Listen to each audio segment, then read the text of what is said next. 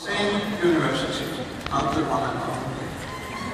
So today I warmly welcome the international students in this crowd. Why I'm here? Because of our great university, I like to think so. But there's also some hype about Denmark and Copenhagen, which works our way. It is transmitted not by fancy branding campaigns, but by the art of television. Forget about Hollywood or Bollywood. This is Copenhagen. Forget about House of Cards and the evil friend Underwood. In Borgen, the Danish TV series, a woman becomes prime minister, not by deception, but by decency. And in The Killing, Sarah Lund always wears that emblematic woolen sweater and always finds out who did it. But there is a snake in paradise. Listen to the label which has been placed on The Killing and Borgen. They are called Nordic Noir. It describes the dark atmosphere of the dysfunctional welfare state. Just like Sarah Lund, more people are single, lonely, alienated. Yes, sometimes true Copenhagen actually is not a compliment. And sometimes Danes have a reputation of being a little cold. So today I would like to ask you, our native Danish students, for help. Please help create a welcoming atmosphere.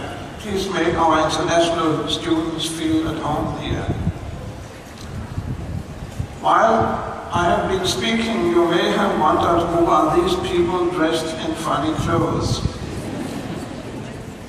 Well, they are also responsible for creating a good international study environment.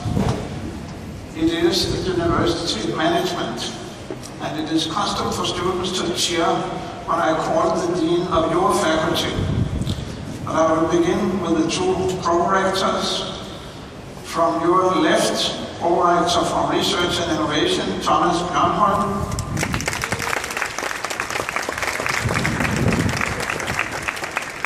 Pro-rector for Education, Løkke Friis.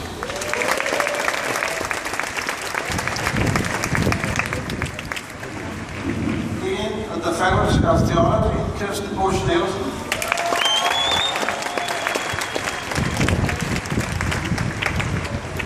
Dean of the Faculty of Law, Jacob Graf Nielsen.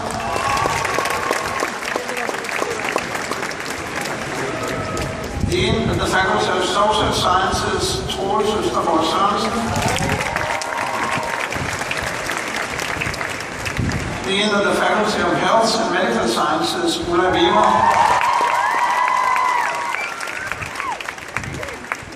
Dean of the Faculty of Humanities, Ulf Hedtoft.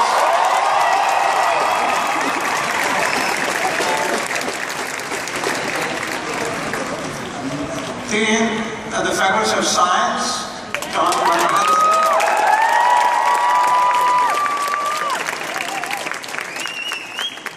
And at your right, University Director, Jørgen Honoré.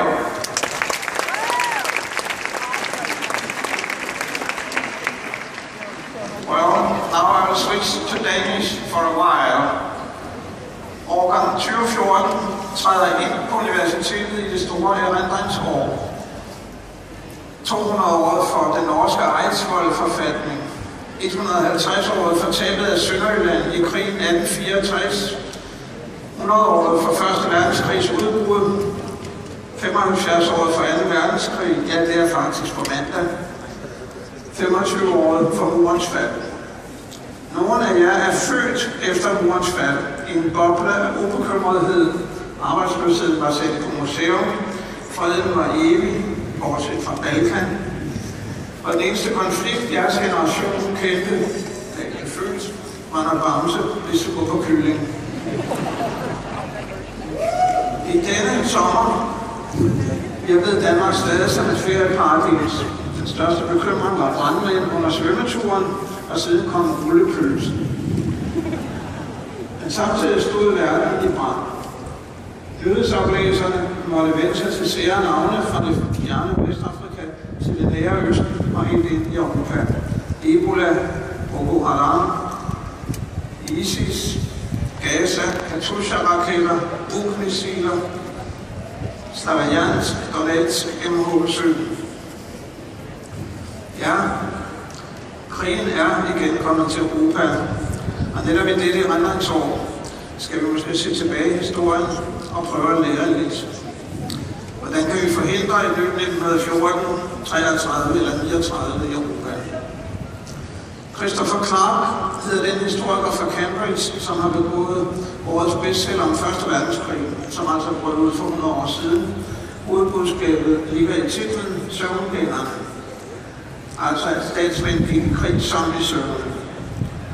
I med denne historiske bagage er I nu starter på universitetet.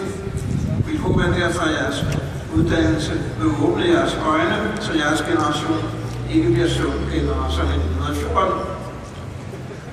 Ja, man kan måske ligefrem kalde universitetet for en åndelig Red Bull, der virker opkøbende hele livet, men det kræver også, at I årgang 14 har modet til at betjene jer af jeres egen fornuft. Så velkommen til hver en af jer. I har knoklet for at komme ind på universitetet. I år har vi gjort nåleøjet lidt mindre, for vi har erkendt, at der er en forbindelse mellem optaget størrelse, uddannelsernes kvalitet og jobmulighederne. Hvad var så det med fornuften? Hvilke råd vil vi give jer med på vejen? Ja, for det første skal I være selvstændige. I slutningen af juni var der trafikprop på motorvejen mod Roskilde, og det var som en service-mindede forældre, der kørte poderne til festival. Nogle forældre stod endda standby som ølhentere. Men curling-studerende her på KU vil mærke modstand. At studere er hårdt arbejde. Særligt i starten kan man let blive forvirret over alt det nye og svære. Men når man først knækker koden og danner sig en selvstændig og kritisk tilgang til stoffet, så kan man også mærke suset fra videnskaben. KU satser på at styrke kvaliteten af jeres uddannelse med nye undervisningsformer og flere timer. Det er også jeres ansvar at skabe et godt studiemiljø. Derfor bliv hængende på campus, i læsegruppen, kom til foredrag og debatarrangementer uden for skema. Lav jeres egen fredagsbar på en mandag med udskænkning af åndelige Red Bulls. Gerne på engelsk, så jeres internationale studiekammerater kan være med. For det andet skal I fordybe jer. Facebook-studerende lød anklagen fra en forsker før sommerferien. Enkelte studerende i auditoriet har nu det også er til fortravlt med statusopdateringer og likes. Man taler ligefrem om Generation Dumb. Generationen, der ophøjer det digitale liv til selve livet. Generationen, der nærmest har oplevet at læse bøger og har ualmindelig lidt almen viden, som for eksempel Jeanette fra Paradise Hotel, der får rullende kameraer gættede på, at 2. verdenskrig begyndte i 1880. Eller at hver femte af nutidens unge tror, at Otto von Bismarck var Nazi-Tysklands rigsbefuldmægtig i Danmark. Nå, det her er nu ikke et forsvar for telefoner med drejeskive og VHS-videomaskiner med båndsalat. De sociale medier har selvfølgelig stor betydning, men vi skal bruge dem klogt. Ellers ender vi i et elektronisk våbenkapløb. Truslen er ikke weapons of mass destruction, men weapons of mass distraction. For det tredje skal være målrettet fordybelse af vejen til universitetets kerne. Også godt opfordrer jeg til at stille ikke-mod og tage jeres uddannelse på normeret tid. Og det handler jo ikke om at være smart i en fart. Den attitude er meget langt fra universitetets natur.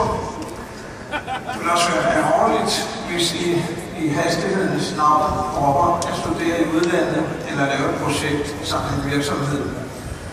Husk på, at I skal også i fremtiden være kulturelle kameleoner. I skal kunne skifte sprog og falde naturligt ind i en dialog med andre kulturer, både når det gælder nationale kulturer og virksomhedskulturer. Sagen er jo så også, at denne Folketinget har vedtaget den såkaldte fremdriftsreform. Det betyder, at universitetet skal være mere strikst, hvis I bliver forsinket. Ja, i dag kan man faktisk kun blive evighedsstuderende, hvis man melder sig ind i universitetets alumneforening, hvor I kan møde både nuværende og tidligere studerende. Husk at hilse på foreningens formand, professor Thomas Bjørnholm, der byder gratis kage og gratis medlemskab i hjørnet af pladsen derovre af. Dear students, this ceremony is very much about traditions and rituals. It is custom that the new students give rector a symbolic handshake. The handshake means that you promise to obey the university laws from 1479. The laws are mostly about all the power entrusted to the professors and how misbehaving students will be thrown into our local university prison. Don't worry, that's a tradition that we have not kept. Today, Lykke Friis, Provost of Education, will lend me a hand of the law up here as we shake hands with all of you. Today I would like to add something, the symbolic handshake. I hope we can shake hands on the merits of university education, that it will train your mind to think critically and form your own opinions, that it will give you the determination which is instrumental not only to finish your degree on time, but also to reach your goals in life. And that we'll all work together to foster an all-inclusive study environment at this, our university. Thank you and welcome.